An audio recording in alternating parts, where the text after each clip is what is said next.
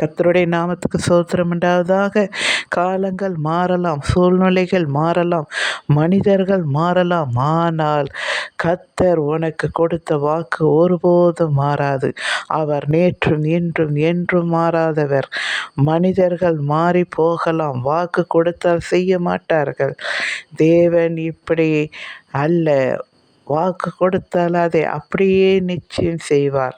ஏனென்றால் தேவன் பொய் சொல்ல அவர் மனிதர் அல்ல. அவர் நேற்றும் இன்றும் என்றும் மாறாத தேவனாயிருக்கிறார்.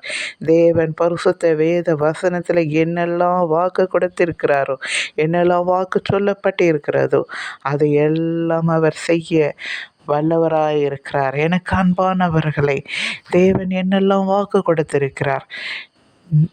நான் உன்னை விட்டு விலகுவதில்லை, உன்னை கைவிடுவதில்லை, உலகத்தின் முடிவு வரைந்து நான் உங்களோட கூட இருக்கிறேன் என்று சொன்ன தேவன். உன்னை எவ்வளோ வாக்கு தத்தம். நீங்கள் சும்மா இருங்கள், நான் உங்களுக்காக யுத்தம் செய்வேன் என்று சொல்லியிருக்கிறார். எவ்வளோ நல்ல தேவன் அல்லவா! கலங்காதே, திகையாதே, நான் உன் தேவன். நான் எல்லாவற்றையும் பார்த்து கொண்டே இருக்கிறேன். நான் நிச்சயமாக எல்லாருக்கும் பதில் செய்வேன். நீ சும்மா இரு என்று சொல்லுகிறார். எவ்வளோ நல்ல தேவன்!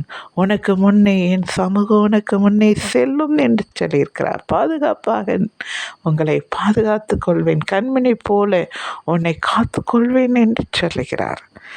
ஆனால் அவருக்குள்ளே நீங்கள் அடங்கியிருக்கும் போது இவ்வளவும் நடக்கும். அதனால் நீங்கள் எதுவும் குறித்து பயப்படாதீர்கள்.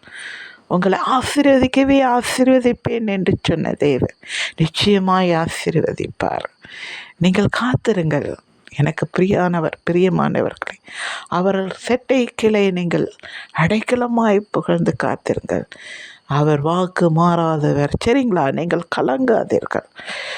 மனிதர்கள் சொல்லுவார்கள், செய்ய மாட்டார், ஆனால் தேவன் செய்வார். அதனால் இங்கே கலங்காமல் எல்லாவற்றையும் உங்கள் விண்ணப்பத்தோடு சோத்திரத்தோடு ஆண்டவருக்கு தெரியப்படுத்துங்கள். ஆண்டவர் நிச்சயமாய் அவர் எல்லாவற்றையும் பார்த்து கொள்வார்.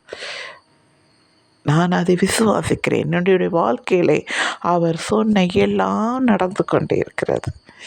என்னை அவ்வளவாய் பாதுகாத்து கொண்டே இருக்கிறார். அவர் எவ்வளவாய் நடத்தி கொண்டே இருக்கிறார். என்னை கரம் பிடித்து நடத்தி கொண்டே இருக்கிறார். என்னை தூக்கி சுமந்து கொண்டே இருக்கிறார். நடக்க முடியாத நேரத்திலே என்னை அழகாக தூக்கி சுமந்து கொண்டே இருக்கிறார். நீங்கள் அவரோடத்திலே வாருங்கள். அவர் எவ்வளவாய் வேதத்தை வாசிங்கள். அவர் எவ்வளவாய் சொல்லியிருக்கிறார். அவருடைய கட்டளைக்கு நீங்கள் கீழ்ப்படியும் போது அவர் என்னெல்லாம் ஆசீர்வாதமான வார்த்தைகள் சொல்லியிருக்கிறார். அந்த வாக்கு எல்லாம் நிறைவேறும். நீங்கள் அவருடைய 10 கட்டளைகளையும் கடைப்பிடிங்கள். சரிங்களா? தேங்க்யூ.